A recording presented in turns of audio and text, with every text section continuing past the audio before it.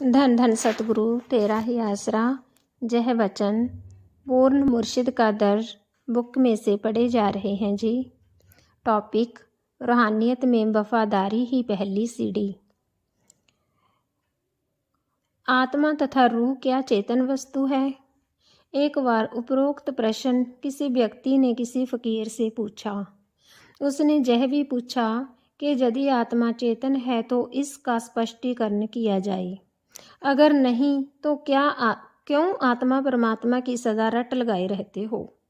इस प्रश्न का दिया जाने वाला उत्तर चाहे हाँ में तो था, परंतु केवल हाँ मात्र से प्रश्नकर्ता की संतुष्टि करवा देने से उस प्रश्नकर्ता को आत्मा की यथार्थता के प्रति अपना एक भिन्न दृष्टिकोण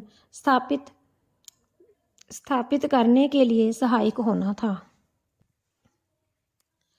संभव है कि वह परमात्मा के अस्तित्व को अस्वीकार करके सृष्टि की रचना संबंधी अपने मस्तिष्क में भिन्न भिन्न विचार उत्पन्न करता। जैसा कि कहा जाता है कि 8 मिलियन पूर्व पहले वानर से मनुष्य बना। वास्तव में यह सत्य और है।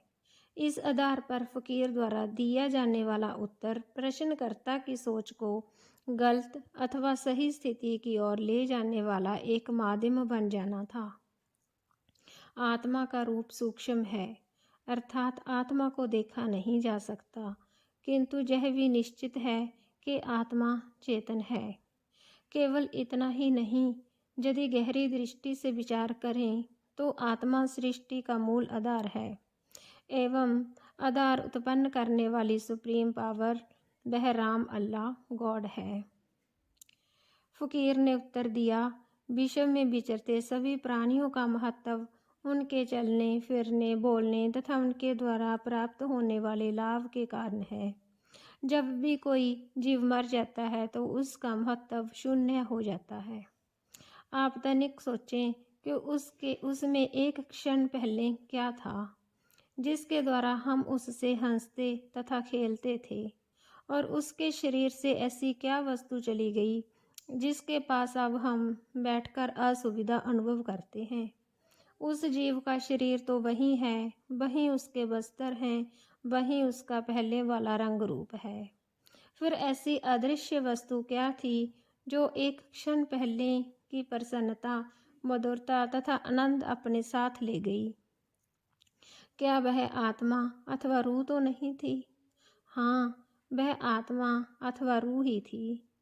आत्मा वह शक्ति जो हमें परस्पर वार्तालाप करवा रही थी, एक दूसरे से प्रेम करने के लिए आकर्षित कर रही थी। क्या आप सोचते हो कि हड्डियों और मांस का बना ढांचा अपने आप में हरकत करता है? उदाहरणार्थ, मृतक शरीर पर तलवार से आक्रमण करो, उसको कोई दर्द अनुभव नहीं होगा, कोई रोने की आवाज़ नहीं आएगी। अर्थात अब जीवित प्राणी पर ऐसा प्रहार करो, उसी समय हाहाकार मच जाएगा। वह जीव दर्द से तड़पकर भययुक्त स्थिति उत्पन्न कर देगा। यह आत्मा ही तो थी जिसने दर्द का अनुभव करवाया। क्या कोई निर्जीव वस्तु अर्थात अचेतन पदार्थ, ईंट, लकड़ी तथा लोहा दुख दर्द का अनुभव करा सकते हैं? नहीं, वे स्वयं ही दुख दर्द को अनुभव नहीं कर सकते। दूसरों की भला दुख दर्द का एहसास कैसे करवा देंगे? इस प्रकार जो वस्तु अर्थात रूह एक मुर्दे शरीर में प्रवेश करके उसको चेतन बना सकती है, तो आत्मा के विषय में ऐसा प्रश्न करना कि आत्मा चेतन है अथवा नहीं, क्या अज्ञानता युक्त एवं हास्यप्रद नहीं लगता? यदि अब भी आपकी संतुष्टि नहीं होती तो इसका सीधा सा अर्थ है कि आप चेतन का वास्तविक रूप कुछ और समझते हैं। आत्मा के कारण ही सृष्टि अस्तित्व में आई और आज भी अपने अस्तित्व को स्थापित किए हुए हैं। वास्तव में उपरोक्त प्रश्नकर्ता आत्मा के विकास की सोच को अपने अंदर विकसित ही नहीं होने देते, जिस कारण से वह जो ब्रह्मंडे सोई पिंडे जो खोजे सो पावे वाले तथ्य को वे अर्थ के बाद विवाद एवं मौखिक ज्ञान द्वारा समझना तथा समाधान करना चाहते हैं, जबकि इस तथ्य को समझने के लिए आत्मा को विकास के मार्ग पर ले जाना प्राथमिक एवं आवश्यक कार्य है। तर्क वितर्क, वाद विवाद एवं ज्ञान वास्तविकता की संतुष्टि न करवाने के कारण आत्मा के संबंध में आक्रोश उत्पन्न कर देते हैं, जिसके कारण ऐसे लोग प्रश्नकर्ताओं में सम्मिलित हो जाते हैं। ऐसे प्रश्न अपने मस्तिष्क में बिठा लेते हैं और सारा जीवन वास्तविकता से अनभिज्ञ होकर गुजार कर चले जाते हैं। पंजाबी के प्रसिद्ध लेखक प्रिंसिपल निरंजन सिंह ने अपनी पुस्तक धर्म तथा विज्ञान में लिखा है कि अंतर आप बाहर भी ओही, कलाधार जिन सगली मोही। यह संसार एक ही ज्योति का पसारा है, अंदर भी वही बाहर भी वही है, सूक्ष्म भी वही और स्थूल भी वही, मन भी वही शरीर भी वही, ज्योति भी वही मादा भी वही। विभिन्नता केवल चेतन के विकास की है। हमारा जहाँ उपरोक्त विचारों का अंकित करना सृष्टि के मूल रूप आत्मा को सर्वोच्चता को प्रदर्शित करना है, क्योंकि रूहानियत का संबंध आत्मा और उसके कार्य से है। आत्मा का उस मालिक खुदा के साथ संबंध इस प्रकार है जैसे सूर्य से निकली किरणों का सूर्य से है। आत्मा का मालिक के नूरी स्वरूप में समा जाना उसके विकास का अंतिम शोर होता है। अब प्रश्न यह उत्पन्न होता है कि उस आत्मा को मालिक के साथ मिलाने का माध्यम कौन सा हो सकता है। प्रत्येक धर्म के महापुरुषों का सामूहिक अनुभव है कि रूह को मालिक के साथ मिलाने का माध्यम कोई ऐसा पूर्ण कामिल फकीर जो न्यारे राम से पूर्ण रूप से मिल चुका हो, जो एनल हक शब्द का प्रयोग संपूर्ण रूप से करने का वास्तविक अधिकारी हो, जिसके दर्शन करने से चुंबकीय आकर्षण हो, जिसकी एक मुस्कुराहट आत्मा को आकर्षित कर ले, जिसका रूहानी चेहरा इंसान के सब प्रश्नों का उत्तर हो, जिसके आगे नतमस्तक होने की आवश्यकता ना हो बल्कि सिर अपने आप झुक जाए, जिसे सच्चा सतगुरु मान लेने पर क्यों किंतु की गुंजाइश शेष ना रही। ऐसा सच्चा सतगुरु जिसकी एक झलक की भी दुनिया में किसी से तुलना करना आत्मा की असहनीय दर्द अनुभव कराने से कम नहीं, जिसके विषय में परम पूजनीय सच्चे मुर्शद संत गुरमीत राम रहीम सिंह जी इंसा अपनी कवाली में इस प्रकार फरमाते हैं। दिल करें कुर्बान करूं जा नूरे नज़र पे, लाखों जाने कुर्बान दाता जी तेरी एक झलक पे। ऐसा सच्चा मुर्शिद ही शिष्य की आत्मा की अपनी रूहानी बगल में लेकर इस प्रकार सचखंड की ओर चल पड़ता है, जिस प्रकार एक माता अपने जिगर के टुकड़े अपने पुत्र को लेकर दुनिया से बेसुध हुई ममता के विशाल सागर में उतर जाती है। सच्चे मुर्शिद की गोद में बैठकर जा रही आत्मा अपने सतगुर का बादलों रूपी नूरी चेहरा, जो बेशुमार रहमतों एवं रूहानी आनंद की मूसलाधार वर्षा कर रहा होता है, की और एकटक देखती हुई इस प्रकार भीग जाती है कि अब उसे किसी मालिक अथवा सचखंड का ख्याल ही भूल जाता है। इस अवधि में सतगुर का मुस्कुराहट बड़ा अंदाज आत्मा को इस प्रकार शक्तिशाली बना देता है कि उसको मुर्शिद के बिना और कोई वस्तु नजर ही नहीं आती। सतगुर भी इस अटल सच्चाई के वातावरण में इतना विलीन हो जाता है कि ज्ञात ही नहीं कब अपना नूरी स्वरूप प्रकट करके आत्मा को अपने अंदर सम्मिलित कर लेता है। रूह अथवा आत्मा के विकास का अंतिम शोर इसी को कहते हैं। शिष्य का सतगुरु के साथ अटूट संबंध होता है। कलयुग का ऐसा भयानक समय जिसके विषय में रूहानी फकीर सैकड़ों साल पहले ही लिख चुके हैं। ऐसे भयानक समय में सच्चे सतगुरु का शिष्य अपने आप को सतगुरु का वफादार भी बतलाता है एवं थोड़ी सी विपत्ति आने पर उनकी ओर से बेमुख होते समय सोचता तक भी नहीं। जब वह जाता है फिर सतगुरु का शिष्य बनकर बैठ जाता है और जब कोई थोड़ी सी कर्मों के अनुसार परेशानी आई तो फिर किसी और का बनकर बैठ जाता है।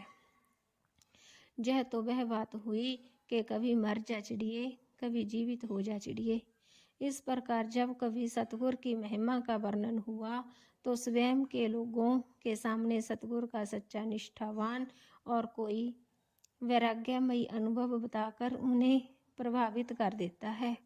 लेकिन सच्चे शिष्य और सच्चे सतगुरु के संबंध से प्राप्त हुए अनोखे आनंद का अनुभव प्राप्त नहीं किया जा सकता। अटूट प्रेम का उदाहरण लें तो पानी और मछली का संबंध उपयुक्त प्रतीत होता है। सभी जानते हैं कि मछली का जीवन ही जल है। मछली को जल से अलग कर दें तो वह तड़प तड़प कर दम तोड़ देती है। एक मछुआरा मछली को पकड़ कर ले गया, उसे काटकर बर्तन में डालकर पका लिया। एक व्यक्ति ने मछली को खा लिया। अब मछली खाने के पश्चात खाने वाले की क्या दशा होती है? वह किस प्रकार 10-15 मिनटों के पश्चात पानी ही पानी मांगता है। पानी पीने के पश्चात फिर पानी पानी की रट लगाता है। इस उदाहरण को हम उपरोक्त विचार से जोड़ें तो परिणाम निकलता है कि मछली का मरने पर भी जल से संबंध नहीं छूटा। वह जीवित रही तो जल का साथ रहा और मरने पर भी जल को नहीं छोड़ा। यह है निष्ठा का सच्चा उदाहरण। मछली का नीर से लगाव भी क्या लगाव है, जो मरकर भी वफा की खुशबू छोड़ गई। एक शिष्य का अपने सतगुरु के प्रति प्रेम मछली और जल के संबंध से भी अधिक होना चाहिए। अपने सच्चे मुर्शिद के बिना किसी अन्य के लिए वैसी ही श्रद्धा वाले भाव उत्पन्न हो जाने शिष्य और सतगुरु के निस्वार्थ प्रेम से एक गहरी दरार उत्पन्न करने का सूचक माना जाता है। कहते हैं जिसका आत्म बल निर्बल होता है तो वे किसी मनुष्य, वस्तु अथवा बात का भ्रमपन देखकर शीघ्र प्रभावित हो जाते हैं। रूहानियत के अनुसार अविश्वासी शिष्य भी इसी पंक्ति में आता है, जो विश्व में साधारण रूप से विचरने वाले अपने आप को गुरु कहलवाने वालों का भ्रमपन देखकर तुरंत प्रभावित हो जाता है और ऐसा अपराध कर बैठता है जिसको रूहानियत में सबसे बड़ा अपराध माना जाता है। अर्थात बेमुख का ऐसा कलंक स्वयं पर लगा लेता है जिसका समाधान उस सच्चे सतगुरु के बिना विश्व में किसी और के पास नहीं है, जिससे वह किसी साधारण व्यक्ति का बाहपन देखकर बेमुख होने पर एक क्षण भी नहीं लगता। स्वयं को गर्वित कहलवाने वाला आधुनिक इंसान स्वाभिमान के उचित अर्थ से परिचित नहीं है, अथवा सब कुछ जानते हुए भी स्वाभिमान के प्रति उतना संवेदनशील नहीं जितना कि बड़ी बड़ी डींगे मारकर दुनिया को प्रभावित करने का प्रयास करता है। बताइए, उसका आंतरिक स्वाभिमान उतना संवेदनशील नहीं जितना कि बड़ी बड़ी डींगे मारकर दुनिया को प्रभावित करने का प्रयास करता है। बताइए, उनका आंतरिक स्वाभिमान कहाँ जाता है? चेतन के वास्तविक रूप आत्मा को ठेस पहुंचाता हुआ अपने वास्तविक पिता को छोड़कर मार्ग में जाते ऐसे वैसे को पिता कहने में तनिक भी नहीं झिझकता। इन्हीं प्रश्नों के उत्तर ऐसे निर्बल आत्मबल वाला इंसान कभी भी नहीं दे सकता। वास्तव में सच्चा स्वाभिमानी अपने समक्ष किसी को ऐसा प्रश्न करने का अवसर ही नहीं देता, परंतु कोई अगर्वित व्यक्ति आत्मबल से निर्बल होकर मन का गुलाम बन जाता है। इसी कारण से ऐसी क्रियाओं को करने का वह स्वभाव बना लेता है। इसमें कोई संदेह नहीं कि सच्चा सतगुरु मालिक प्रभु परमात्मा से किसी प्रकार से कम नहीं होता।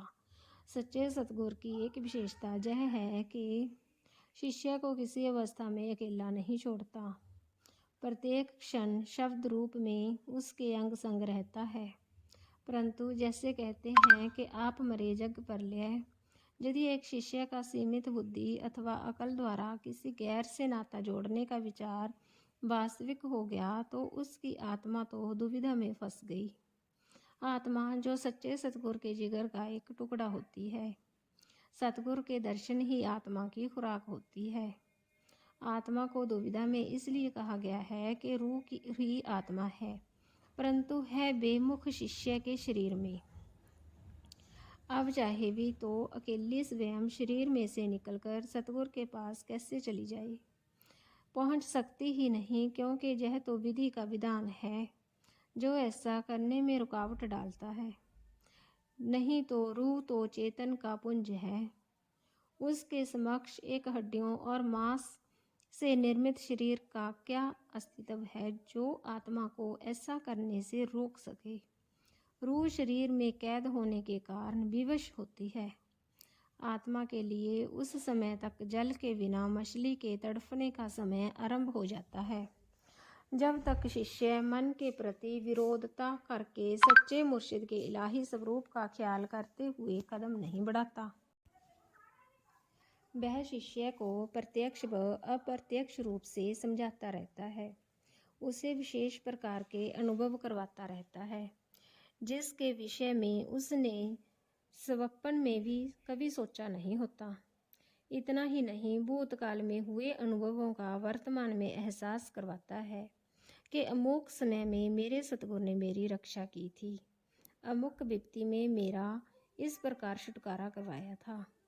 जहाँ एक बात लिखनी आवश्यक है वह यह है कि मालिक ने मनुष्य को खुद मुख्तियारी का जो अधिकार दिया है और साथ में मन रूपी अदृश्य दुश्मन स्थापित किया है, जो शिष्य के समक्ष ऐसा चक्रव्यूह रचाता है कि सब तरह के अनुभवों को एक तरफ रख देता है, वह शिष्य को सतगुरु से बेमुख होने के लिए अधिक से अधिक प्रयास करता है।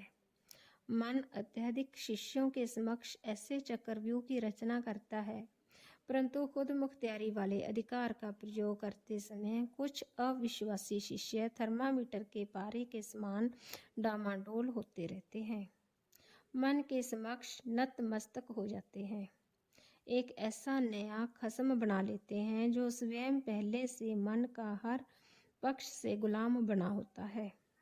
चाहे ऐसा गुरु बड़े धर्म कर्म तथा ज्ञान की बातें सुनाता है, लेकिन साधारण लोग स्वयं बने गुरु से प्रभावित हो जाते हैं। जैसे पहले ही बताया गया है कि कमजोर वृत्ति के इंसान किसी के बाह्यपन को देखकर जल्दी ही प्रभावित हो जाते हैं, परंतु अमलों से भी हीन होने के कारण ऐसा स्वयं बना हुआ गुरु उस शिष्य की आत्मा के लिए अत्यंत दुखदायी सिद्ध होता है। जैसे कहते हैं, आप तो बाबा बैंगन खाए औरों को उपदेश बताए, अमला दे बाजों जी आलमा इल्म निकम्मे सारे। जैसे मछली खाने के पश्चात वह इंसान की पानी के बिना रहने नहीं देती, चाहे वह इंसान पानी के बिना किसी अन्य तरल जैसे दूध लस्सी शहद आदि का सेवन करता रहे, पर जितनी देर वह पानी नहीं पीता उसके अंदर जलन और बेचैनी समाप्त नहीं होती। पानी ही अंदर की उस अग्नि को शांत करने की क्षमता रखता है। इसी प्रकार अपने ऐसे सच्चे सतगुरु जिसने शिष्य के सभी बुरे कर्मों का भार अपने ऊपर ले लिया होता है, उसे छोड़कर शिष्य चाहे कहीं भी भागा फिरे, अर्थात किसी के आगे मस्तक क्यों न झुकाता फिरे और श्रद्धा को व्यक्त करे, आत्मा की बेचैनी और विरह रूपी अग्नि तब तक शांत नहीं होती जब तक शिष्य के सच्चे पश्चाताप के आंसू सतगुरु के चरणों में गिरते नहीं। जब तक ऐसा शिष्य सच्चे मन से पश्चाताप नहीं करता, सतगुरु शक्तिशाली है, अर्थात सर्वशक्तिमान है, दयालु है, बख्शनहार है, क्षमा कर देगा। वह किसी के अधीन नहीं है, वह बड़े बड़े अपराधियों को क्षमा का दान बख्श देता है। यदि आपके प्रति उसके हृदय में दया आ गई तो समझ लेना कि आपके अपराध समाप्त हो गए, क्योंकि उसके नजरे करम में से निकली एक अदृश्य किरण असंख्य पापों का नाश कर देती है। यह तभी होगा यदि शिष्य के सच्चे अंतकरण से पश्चाताप का निकला हुआ लावा फूट पड़े। विश्वास करे, सच्चे पश्चाताप से निकले हुए दो आंसू मुर्शिद को ऐसे शिष्य को क्षमा करने के लिए विवश कर देते हैं। शिष्य जो अपने मन के पीछे लगकर भयानक अपराध कर बैठता है, उसका समाधान केवल सतगुरु ही कर सकता है। डींगे मारने को वह कैसे डींगे मारे, पर वास्तविकता को रत्ती भर जुठलाया नहीं जा सकता। इस संबंध में परम पूजनीय हजूर महाराज संत गुरमीत राम रहीम सिंह जी इंसा फरमाते हैं, अहंकार और मन ऐसी भयानक शक्ति है, काल की पता नहीं कब यह गुरु से बेमुख कर दे। पर गुरु पूरा हो, कभी भी वह अपने उस बच्चे को छोड़ता नहीं। बच्चा चाहे कहीं भागता फिरे, परंतु मालिक की दृष्टि में वह उसका बच्चा ही है। कोई ज्यादती करता है, गलत काम करता है, उसका दंड अवश्य मिलता है और उसकी खुशी अवश्य अदृश्य हो जाती है, अर्थात वह खुशी मिलनी बंद हो जाती है। डींगे मार कर वह दुनिया को चाहे कितना ही कुछ बताता रहे, हम बड़े प्रसन्न हैं, बहुत कुछ हमें मिलता है, हम सच्चे सौदे के पूरे जानकार हैं। पर रूहानियत के विषय में यदि कोई कहे कि हम जानते हैं, उसकी मूर्खता है। रूहानियत में यदि सारी जिंदगी भी लगा दी जाए तो उसे कोई पढ़ नहीं सकता। जितना हम इसकी गहराई में जाएंगे, उतना ही ज्ञान प्राप्त करते जाएंगे। अतः हमें अधिक ज्ञान प्राप्त करने के लिए समय चाहिए। उसके मिलने के लिए एक अटूट श्रद्धा और निष्ठा की आवश्यकता है। धन धन सतगुरु तेरा ही आसरा।